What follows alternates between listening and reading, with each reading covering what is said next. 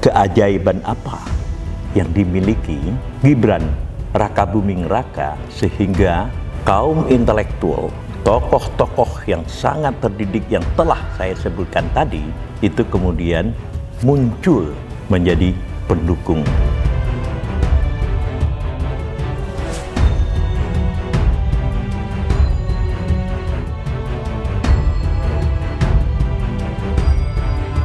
Pecinta Indonesia, bangsa dan demokrasi. Kali ini saya ingin berefleksi, yaitu bertanya apa yang difikirkan oleh kaum intelektual, mereka yang highly educated, yakni yang sangat terdidik, yang jumlah mereka kian lama, kian banyak di Indonesia, akibat pembangunan ekonomi, akibat kemerdekaan dan seterusnya, tentang kemunculan Gibran Rakabuming Raka sebagai calon wakil presiden. Dan memang telah menjadi kenyataan bahwa Gibran, putra dari Presiden Jokowi, itu muncul begitu tiba-tiba. Bahkan di dalam beberapa hal di luar dugaan, di luar pandangan-pandangan tradisi berpikir dunia politik Indonesia. Inilah yang menjadi latar belakang kenapa tiba-tiba kami dari kolom Fachri Ali muncul keinginan untuk memberikan refleksi tentang hubungan antara apa yang difikirkan oleh kaum intelektual, mereka yang highly educated, dengan kemunculan Gibran yang tiba-tiba. Lepas dari tragedi sidang MK yang meloloskan Gibran, kami melihat hasil dari pemberian nomor urut bagi Capres dan Cawapres yang baru saja berlangsung pada malam ini, hari Selasa malam Rabu, tanggal 14 November 2023.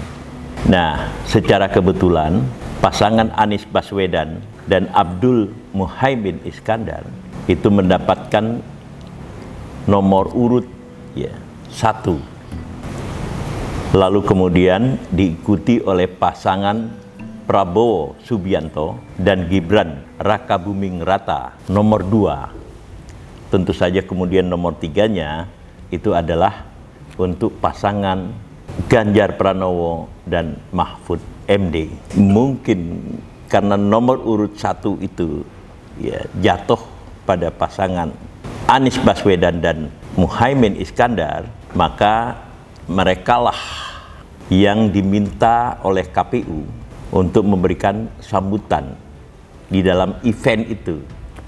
Event tentang pengambilan nomor-nomor Capres dan Cawapres. Pada waktu itu, ketika dipersilahkan oleh KPU, maka yang memberikan sambutan bukanlah Anies Baswedan sebagai calon presiden, melainkan Abdul Muhaimin Iskandar sebagai calon wakil presiden. Jadi, di dalam bayangan kita, kelak nomor urut kedua, yaitu pasangan Prabowo Subianto dan Gibran, maka secara praktis mestinya yang memberikan sambutan bukanlah calon presiden, yaitu Prabowo Subianto, melainkan calon wakil presiden, yaitu Gibran. Di dalam kenyataannya ternyata tidak.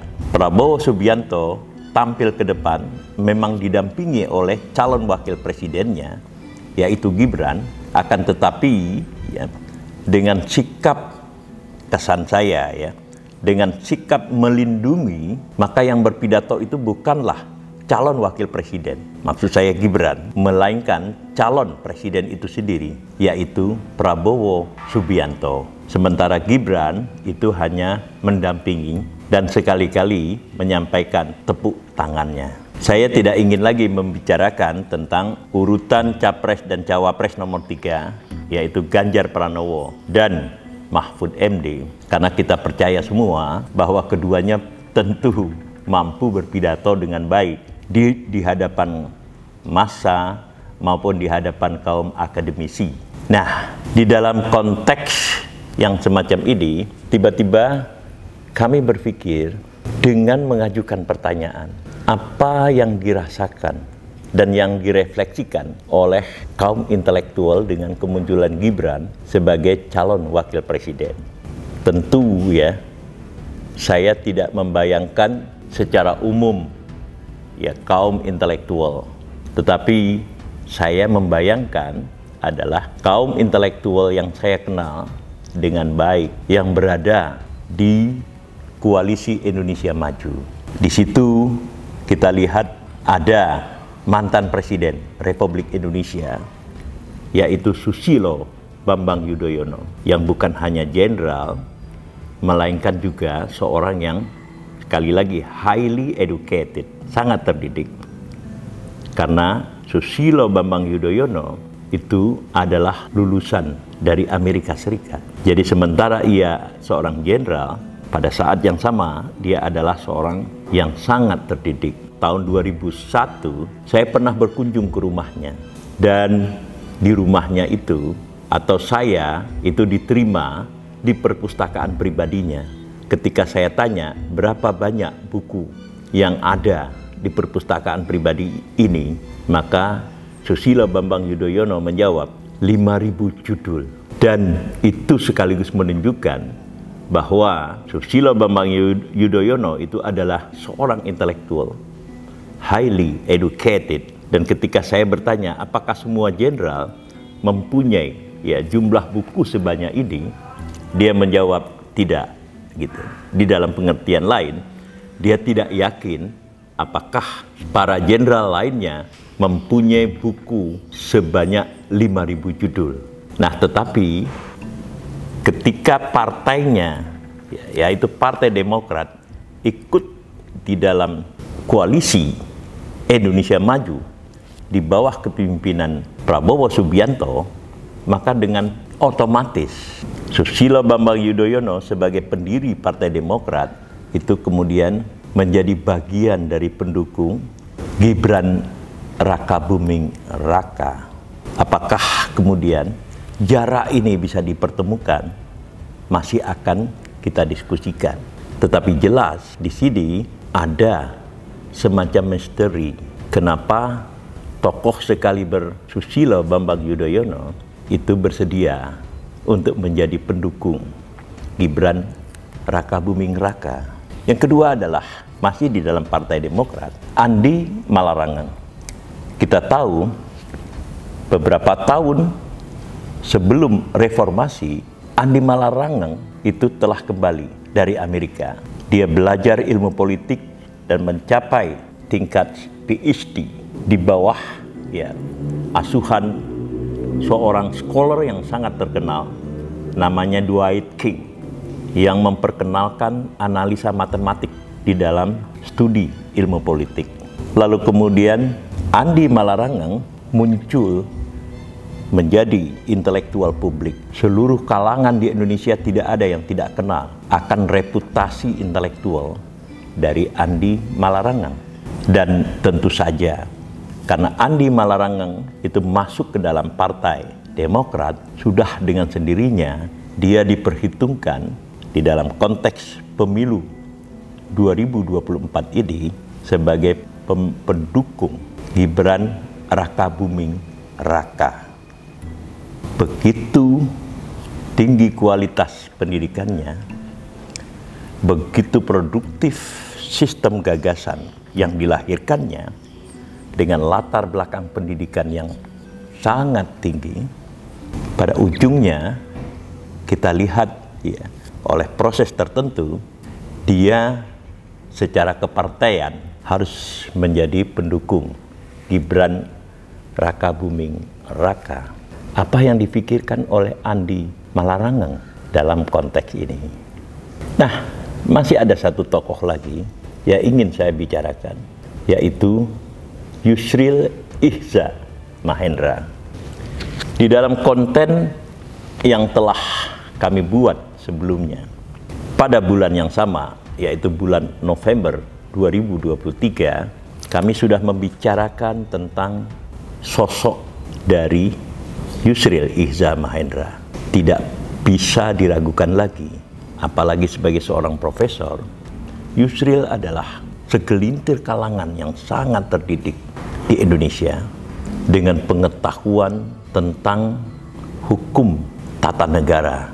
Setidak-tidaknya dia selevel dengan Jimli As-Siddiqi yang baru saja memimpin Majelis Kehormatan Mahkamah Konstitusi dengan hasil kembalinya stabilitas politik. Mudah-mudahan stabilitas ini tetap bisa dipertahankan. Nah, Jimli dan Yusril Iza Mahendra ini selevel ilmunya. Sama-sama juga merupakan lulusan dari Universitas Indonesia, perguruan tinggi terbesar di negara kita. Nah, tetapi karena proses-proses politik yang berlangsung sebelumnya, PBB di bawah PBB yang saya maksudkan di sini adalah Partai Bulan Bintang di bawah kepemimpinan Yusril Iza Mahendra itu berkoalisi dengan Partai Gerindra di bawah kepemimpinan Prabowo Subianto.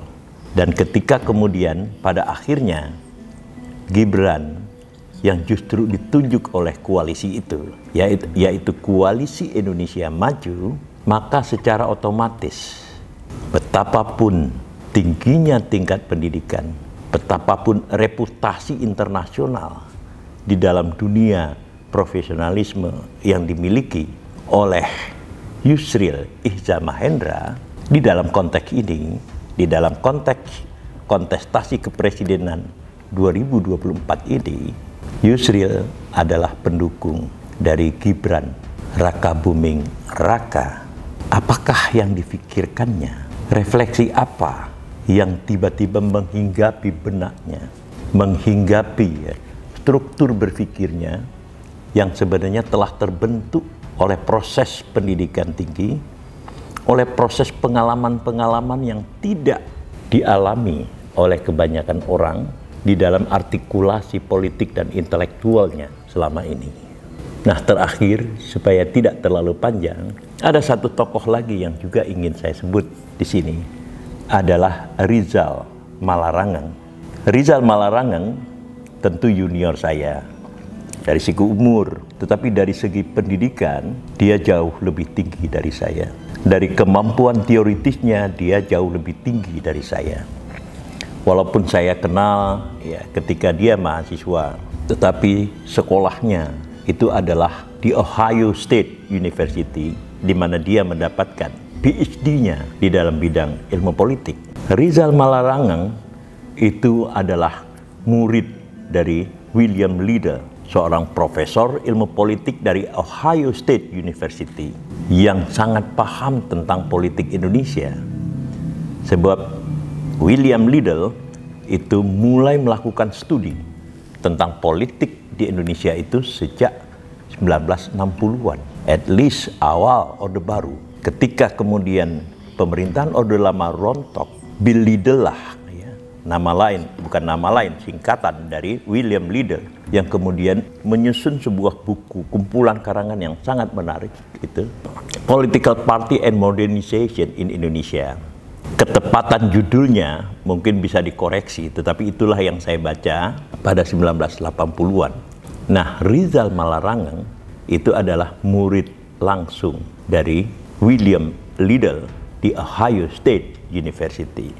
Akan tetapi, karena Rizal Malarangeng itu bergabung di dalam Golkar, golongan karya, dan golongan karya itu adalah partai yang menjadi anggota Koalisi Indonesia Maju di bawah kepemimpinan Prabowo Subianto, maka lagi-lagi di dalam kontestasi kepresidenan tahun 2024 mendatang, Rizal Malarangeng yang highly educated itu akan menjadi salah satu intelektual yang harus menerima kehadiran Gibran Rakabuming Raka. Keajaiban apa yang dimiliki oleh Gibran Raka Buming Raka, sehingga kaum intelektual, tokoh-tokoh yang sangat terdidik yang telah saya sebutkan tadi, itu kemudian muncul menjadi pendukung Gibran Raka Buming Raka. Inilah salah satu misteri dari kontestasi presiden 2024.